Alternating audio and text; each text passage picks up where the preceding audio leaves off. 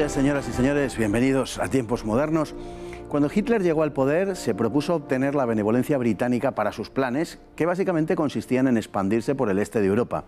En consecuencia, no prestó atención a la flota.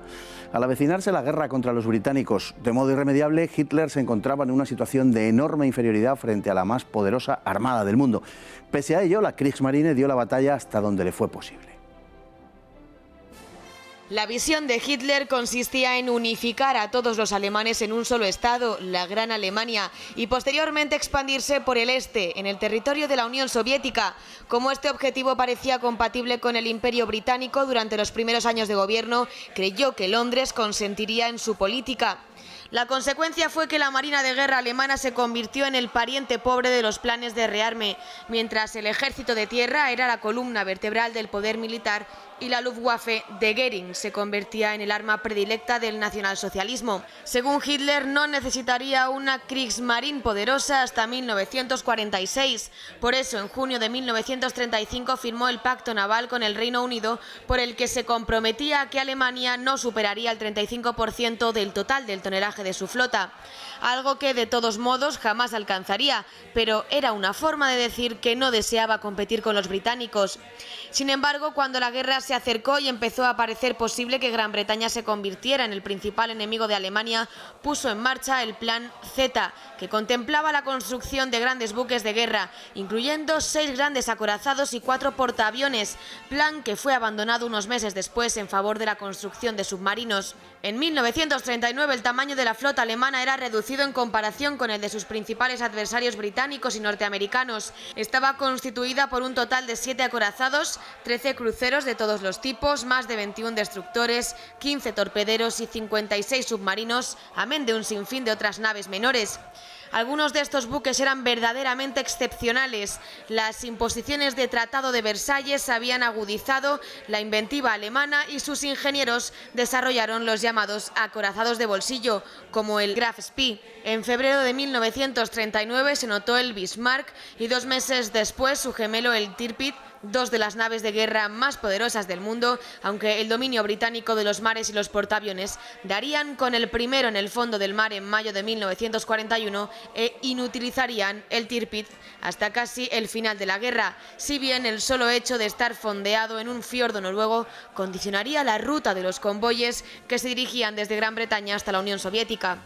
Alemania perdió la mitad de sus destructores en la campaña de Noruega en abril de 1940 para proporcionar cobertura al desembarco y transportar tropas, pero Hitler manifestó que aunque esa fuera toda la contribución de la Marina a la guerra, ya sería suficiente. Durante el resto de la guerra, y salvo la singladura del Graf Spee en los últimos meses de 1939 y los episodios reseñados del Bismarck y el Tirpitz, apenas tuvo peso la Kriegsmarine en el desarrollo del conflicto. En febrero de 1942, el Scharnhorst y el Gneisenau cruzaron el Canal de la Mancha burlando a la Marina británica, aunque pronto ambos buques serían puestos fuera de la circulación por la mayor potencial naval aliada. La disminuida Marina de Guerra alemana se volcaría en el mar Báltico durante lo que quedaba de guerra.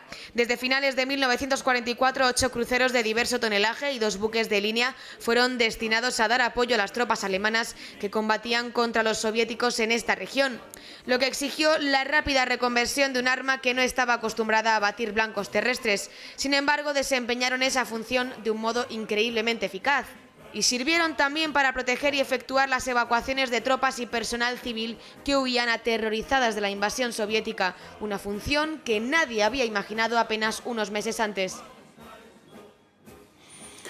Muy buenas noches, don Rafael Rodrigo. Buenas noches, don Fernando. Usted aquí para hablar de la flota de Hitler, la flota alemana en la Segunda Guerra Mundial, pero hay que empezar haciendo una alusión a la Primera Guerra Mundial y diciendo que, para entender mejor lo que pasaría luego, la competencia entre la flota alemana y la flota británica antes de la Primera Guerra Mundial había sido uno de los factores que había alimentado precisamente el estallido de la guerra. Efectivamente, no tanto una causa como un factor, porque cuando el gobierno británico intentó llegar a un acuerdo con el gobierno imperial alemán, que esa cercanía parecía bastante más cerca que la enemistad franco-británica tradicional, obtuvo una respuesta negativa por parte del Kaiser Guillermo II.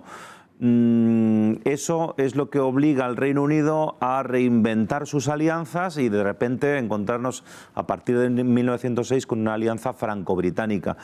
Tal vez si el gobierno imperial hubiera comprendido que para el dominio de su tampoco tan grande imperio africano y las pequeñas posesiones que había en el Pacífico, haber llegado con un acuerdo con el Reino Unido sobre la limitación del tonelaje de los buques de guerra hubiera sido muy interesante. Total, al final de la Primera Guerra Mundial tampoco podemos decir que la flota de alta mar alemana fuese un elemento clave. Mantuvo el papel que tenía asignado, pero no pudo invertir la realidad de la guerra. No hubo más que la batalla de Jutlandia, de las grandes batallas en el mar y nada más. De todas formas, eso que usted apunta es muy interesante porque esa fue la postura de Hitler. La consecuencia que sacó Hitler de esa carrera naval con Gran Bretaña le llevó a formular un tipo de política determinada en el mar que consistía básicamente en lo que usted acaba de exponer. Sin embargo, digamos que Hitler pensó que Gran Bretaña iba a acceder a sus planes, digamos, por el hecho de que no manifestaba ambiciones talasocráticas, ambiciones de poder marítimo. Extraña en Hitler una actitud así porque no se entiende muy bien de dónde sacó la conclusión de que Gran Bretaña le iba a permitir a él tener, a Alemania, tener la hegemonía en el continente europeo. Tal vez más que en Hitler había que buscarlo en la propia diplomacia alemana. La diplomacia alemana tal vez entendió el grave error que cometió a finales del siglo XIX al no llegar con el acuerdo del Reino Unido. El comprometerse a no superar un 35% del tonelaje de la flota británica aseguraba lo que la diplomacia alemana había equivocado en los años anteriores. De todas maneras, los británicos eran muy conscientes que Versalles había sido un auténtico disparate en todos los aspectos.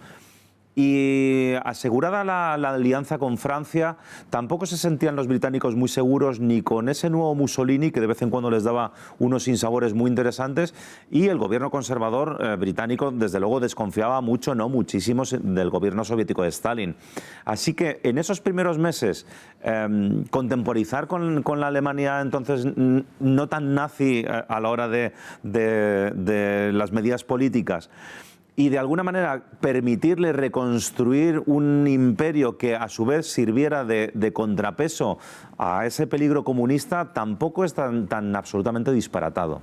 No lo era. De hecho, a lo que Hitler jugaba en definitiva era eso, el pacto de junio de 1945, el pacto naval anglo-germano, era una evidente muestra de buena voluntad por parte de Alemania en cuanto a que se comprometía a no superar el 35% de la flota británica.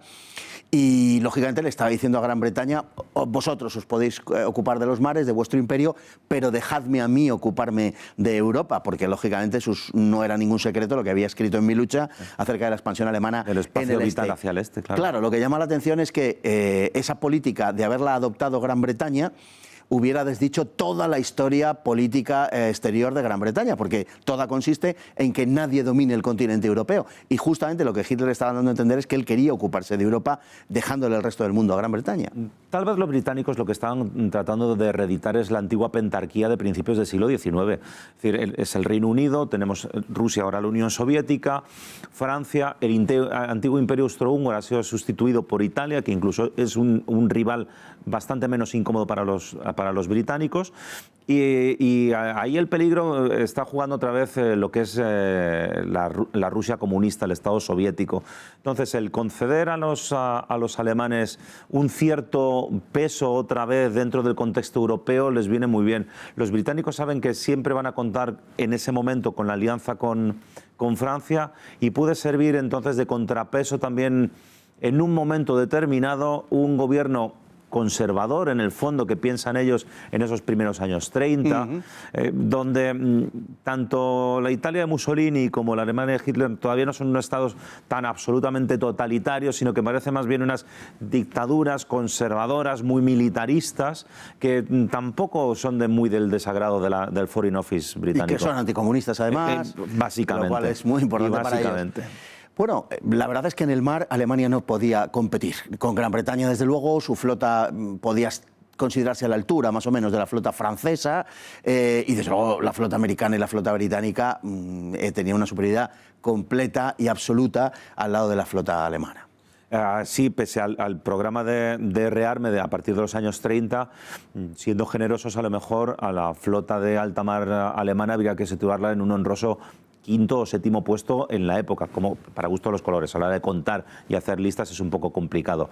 No podía rivalizar desde luego de ninguna manera ni con la británica, ni con la norteamericana, sobre todo cuando entró en guerra, ni con la japonesa. Con suerte estaría al pie de la francesa, con lo cual ya le otorgaría ese quinto puesto.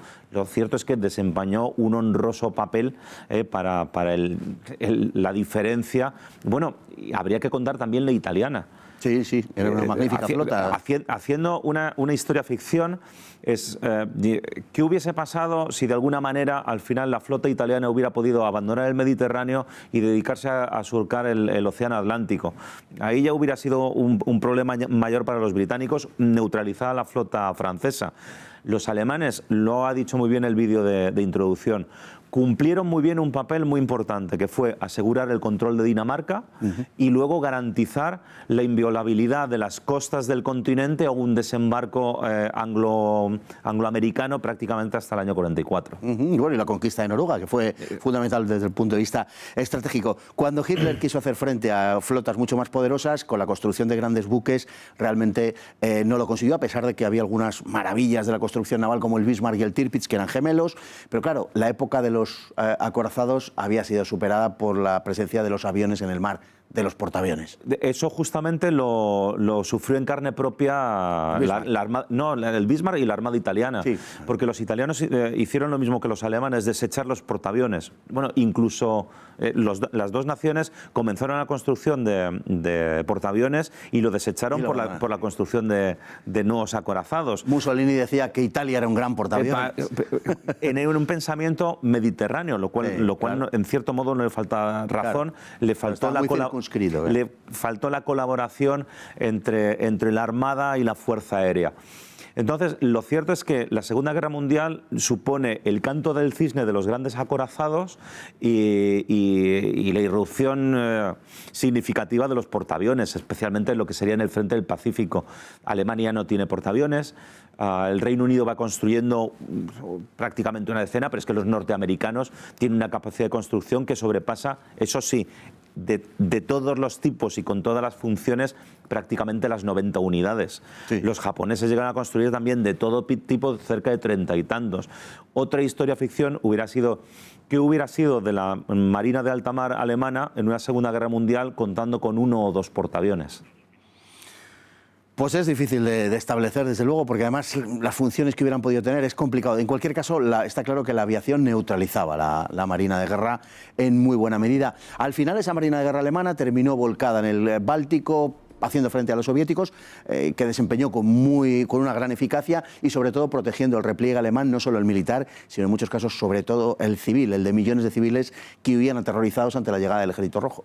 Sí, porque a partir prácticamente del año 42-43, que además es la sustitución del almirantazgo dentro de la Kriegsmarine, ya se da por supuesto que la batalla del Atlántico prácticamente se ha perdido. Es imposible que los submarinos sirvan para lograr una rendición del Reino Unido. Entonces se concentran en esa retirada del Báltico, porque es curioso la evolución del frente del Este, cómo los soviéticos dan primacía a recuperar la zona sur, Ucrania e incluso Rumanía, y la última ofensiva es en la zona norte, donde se producen un montón de bolsas, y entonces es ahí donde la flota de alta mar tiene que volcarse, nunca mejor dicho, en esa retirada de todas las tropas que van quedando allí embolsadas, donde se produce además uno de los actos de guerra, uno de los crímenes de guerra más importantes de la Segunda Guerra Mundial, que cuando un submarino soviético hunde a un transatlántico, que es además buque hospital bien señalizado, donde se producen, no recuerdo que eran unos 10.000. Unos 10.000 muertos, o sea que el Wilhelm Gustloff. Sí, y luego otro carguero que era el Goya, efectivamente. Exactamente, pero hay que volcarse ya prácticamente en sacar sobre todo a la población civil, más que a los militares, a la población civil. Efectivamente. Don Rafael Rodrigo, algunas cosas se nos quedan en el tintero, probablemente ocasión tengamos de volver a ellas. Muchas gracias en todo caso. Muchas gracias, muy buenas noches. Y a todos ustedes igualmente.